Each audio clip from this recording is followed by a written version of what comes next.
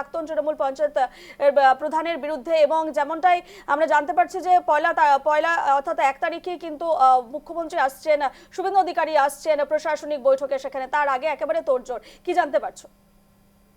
একেবারে রূপা, দেখো যেমনটা 100 দিনের যে দুর্নীতি হয়েছে রাজ্য জুড়ে, সেটা নিয়ে একেবারে কমিটি গঠন করে তদন্তের নির্দেশ দিয়েছে রাজ্য। আর তার পাশাপাশি দেখো মুখ্যমন্ত্রী আসছেন 1 জুন তারিখে, আর তার আগেই একেবারে 6 কোটি টাকার দুর্নীতির অভিযোগ তুলেছে স্থানীয় বাসিন্দাদের একাংশ। অভিযোগে যেটা লেখা হয়েছে যে যে এনআরজিএস কাজে 720টি প্রকল্প একেবারে ভুয়ো মাস্টার রোল তৈরি করে সেই টাকাগুলো আত্মসাৎ করা হয়েছে, এমনটাই অভিযোগ করেছে প্রাক্তন তৃণমূল প্রধান তথা তিনি এখন মৎস্য ও প্রাণী কর্মাধ্যক্ষ তিনি আছেন বর্তমানে। আর এই নিয়ে দেখো একেবারে অভিযোগকে ঘিরে শোরগোল পড়েছে।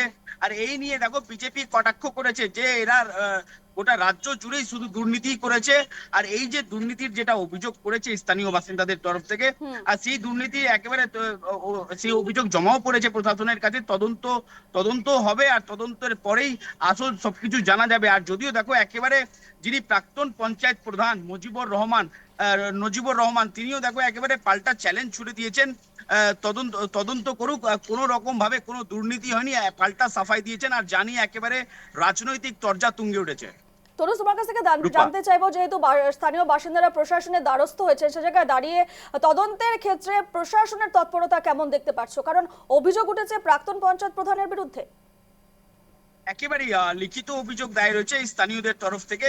তিনি যে এই যে নজিবুর রহমান 2018 সাল থেকে নিয়ে 2023 সাল পর্যন্ত তিনি প্রধান পদে ছিলেন। আর 2018 থেকে নিয়ে 2021 সালে প্রচুর দুর্নীতির অভিযোগ সামনে এসেছিল, এর আগেও আমরা খবর করেছিলাম। আর এই নিয়ে দুর্নীতি বারবার সরব হয়েছিল বিজেপি নেতৃত্ব বারবার বলছিল যে কেন্দ্র সরকার টাকা বন্ধ করে দিয়েছিল, কারণ তৃণমূল সরকারের আমলে প্রচুর দুর্নীতি হয়েছে। 100 দিনের থেকে শুরু করে এনআরজিএস বিভিন্ন প্রকল্পে দুর্নীতি হয়েছে, ভুয়ো মাস্টার রোল তৈরি করে। প্রাক্তন পঞ্চায়েত প্রধানের সঙ্গে আরো কে বা কারা জড়িত রয়েছে সে বিষয়ে কোনো তথ্য সামনে আসছে কি?